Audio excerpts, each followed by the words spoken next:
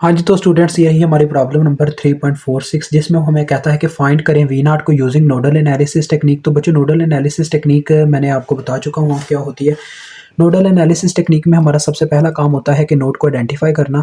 तो मैंने आपको बताया था नोडल एनालिसिस टेक्निक में आपने क्या करना है, सिर्फ हायर नोड्स को कंसीडर करना है। नोड बच्चों एक ऐसा पॉइंट है जहाँ पे एक से ज़्यादा चीज़ों की वायर अटैच हो, जहाँ पे 2 चीज़ों की वायर अटैच हो उसको कहते हैं बाइनरी नोड। और यही चीज़ मैं कह रहा हूँ कि जिसको आपने इग्नोर करना है, ठीक है?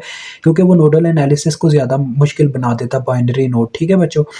तो आपने हायर नोड को कंसीडर करना, मतलब कि जहाँ पे 2 से ज़्यादा चीज़ों की वायर अटैच हो, मतलब कि 3 चीज़ों की वायर अटैच हो या इससे ज़्यादा वायर्स अटैच हो तो बच्चों उसको सरफेस नोड कह दिया जाता है, ठीक है?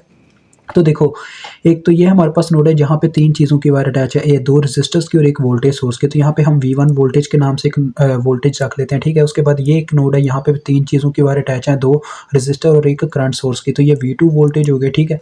उसके बाद बच्चों ये हमारे पास एक नोड है, यहाँ पे भी 3 चीज़ों की वायर्स अटैच हैं, 2 रेजिस्टर, 1 करंट सोर्स। तो लिहाज़ा ये यहाँ पे V3 वोल्टेज रख लेते हैं।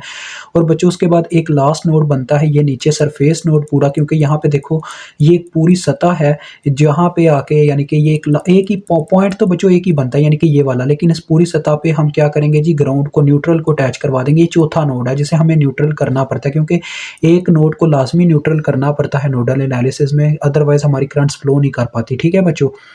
तो इसको मैंने न्यूट्रल कर दिया। ये पूरा सरफेस नोड कैसे बन गया, क्योंकि बच्चों ये पूरी एक सतह है जहाँ पे देखें इस सतह के वायर के बीच में कोई रेजिस्टर नहीं आ रहा, ये एक पूरी सतह है, ठीक है जी? मतलब कि कोई रेजिस्टर हो तो फिर एक से ज़्यादा नोड बन जाते हैं, जैसे यहाँ पे हुआ एक रेजिस्टर है जिसकी वजह से क्या हुआ, 2 नोड बन गए, ठीक है? समझ आ गया ना? ये असल में चक्कर होता है।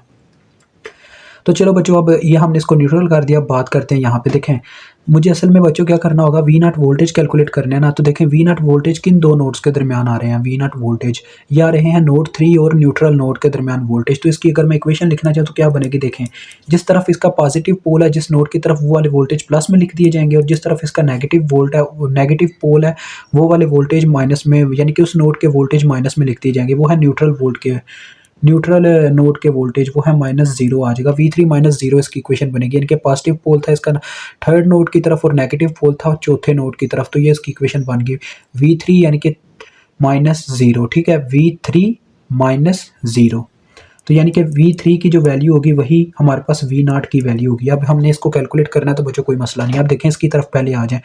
अब देखो बच्चों, जब 2 नोड्स के दरमियान सिर्फ एक करंट सोर्स मौजूद हो ना, तो अक्सर वहाँ पे सुपर नोड की कंडीशन होती है। लेकिन अगर ऐसा हो कि एक नोड हो और दूसरा न्यूट्रल हो, ठीक है? न्यूट्रल हो, फिर वहाँ पे सुपर नोड नहीं लगता, वहाँ पे एग्ज़ैक्ट वैल्यू ही मिल जाती होती है। तो देखो V1 की हमें यहाँ से वैल्यू मिल जाएगी, देखें कैसे। V1 वैसे ही, मतलब जैसे आपने इसकी इक्वेशन लिखी वैसे ही यहाँ पे लिखेंगे। देखें V1 की तरफ फिर इसका पॉजिटिव पोल है 12 वोल्ट का, लिहाज़ा ये वोल्टेज प्लस में लिखे जाएंगे, और जिस तरफ इसका नेगेटिव पोल है वो वाले वोल्टेज माइनस में लिखे जाएंगे। नेगेटिव पोल है इसके 0 वोल्ट की तरफ, तो लिहाज़ा ये वाले वोल्टेज माइनस में लिखे गए, -0 और इज इक्वल टू आ गया 12, ठीक है? ये इसकी इक्वेशन बनेगी इस वायर की। तो ये यहाँ से देखें हमें V1 की वैल्यू मिल गई, जो क्या आती है बच्चों, V1 is equal to 12 volt, ठीक हो गया।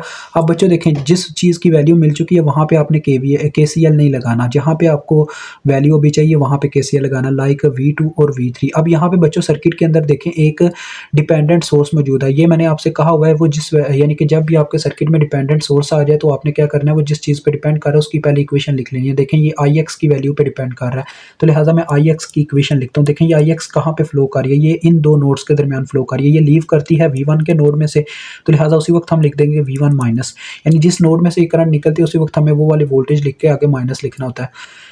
तो आगे जाके ये एंटर करते हैं V2 में, लिहाजा आ गया V1 माइनस V2 ओवर जितनी रेजिस्टेंस रास्ते में वो आई बच्चों 1K। तो ये इसकी इक्वेशन बन गई। अब हमने बच्चों क्या करना है, अप्लाई करना है KCL नोड 2 के ऊपर पहले। तो मैं करता हूँ अप्लाई KCL एट नोड 2, ये आपने लिख लेना ऊपर, ठीक है बच्चों? तो KCL का कहना था बच्चों, the sum of entering current is equal to sum of leaving current. इस साइड पे मैं लीविंग करंट्स लिखूंगा इज इक्वल टू की राइट हैंड साइड पे मैं एंटरिंग करंट्स लिखूंगा, ठीक है? ओके हो गया। इस साइड पे एंटरिंग करंट्स, इस साइड पे लीविंग करंट्स। तो चलो सबसे पहले बच्चों देखो इसके घेरे में कितनी वायर्स आ रही हैं। इसके घेरे में आ रही हैं 3 वायर्स इस नोड के घेरे में, एक ये नीचे वाली, एक ये वाली और एक ये वाली।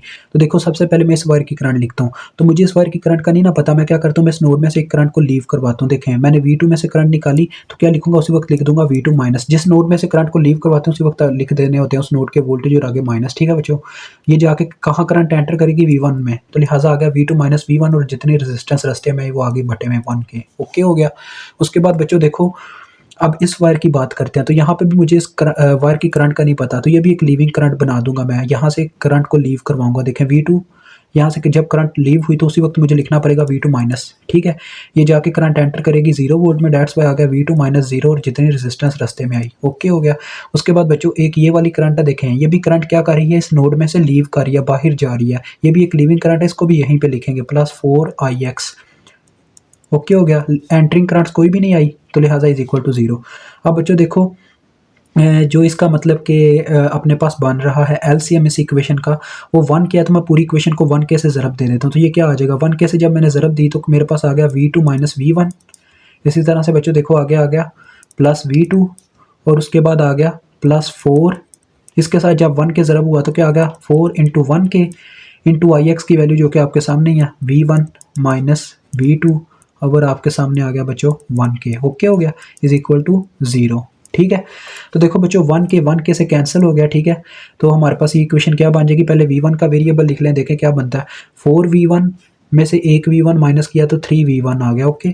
और V2 अब इकट्ठे करो, देखो V2 ये 2V2 में से बच्चों देखो 4V2 माइनस जब होगा -4V2 आएगा ना, -4V2 प्लस 2V2 करें तो क्या आ जाएगा -2V2 इज इक्वल टू 0। ये आपके पास इक्वेशन 1 आ गई, ठीक है। अब आपने इक्वेशन बनानी है अपने सॉरी यहाँ से तो V2 की एग्जैक्ट वैल्यू ही निकल रही है, देखें ज़रा, अभी यहीं से वैल्यू भी मिल रही है, देखें बच्चे V1 की हमें वैल्यू पता ना, तो V2 की वैल्यू निकाल लेंगे। देखें ये V2 बच्चों 2V2 उठा के मैं जब दूसरी तरफ ले गया ये प्लस हो गया, तो ये आ गया 2V2 is equal to 3V1, ठीक है, इस तरह से आ गया। तो देखें नेक्स्ट क्या होगा, V2 बच्चों इधर ही रह जाएगा 3/2 इंटू V1 की वैल्यू जो कि क्या है हमारे पास है 12, ये देखें हमने शुरू में निकाली थी, तो यहाँ पे 12 पुट हुआ, ठीक है। तो 2 1 बार 2 6 बार 12 6 3 बार 18 वोल्ट आ गए हमारे पास V2, ओके हो गया। अब बच्चों हम V3 की वैल्यू निकालते हैं, देखिए आपने लिखना अप्लाई KCL एट नोड 3। तो Ix की देखें बच्चों अब हमें वैल्यू भी मिल चुकी हुई है, समझे बस, क्योंकि V2 और V1 की वैल्यू पता है तो हम निकाल सकते हैं, लेकिन हमें V3 की ऊपर KCL लगाना चाहिए। आपने लिखना बच्चों अप्लाई KCL एट नोड 3, ठीक है। तो नोड 3 के ऊपर KCL अप्लाई करने लगे हैं, तो देखो पहले लिविंग करंट्स लिखूंगा मैं इस साइड पर, फिर आगे एंटरिंग करंट्स। तो इसके घेरे में बच्चों 3 वायर्स आ रही हैं, पहले ये फिर ये फिर ये। तो देखो पहले इस वायर की करंट लिखता हूँ, मुझे इस वायर की करंट का नहीं पता तो मैं यहाँ से करंट को लीव करवाता हूँ। V3 में से करंट निकल रही है, डेट से उसी वक्त लिखना होगा V3 माइनस।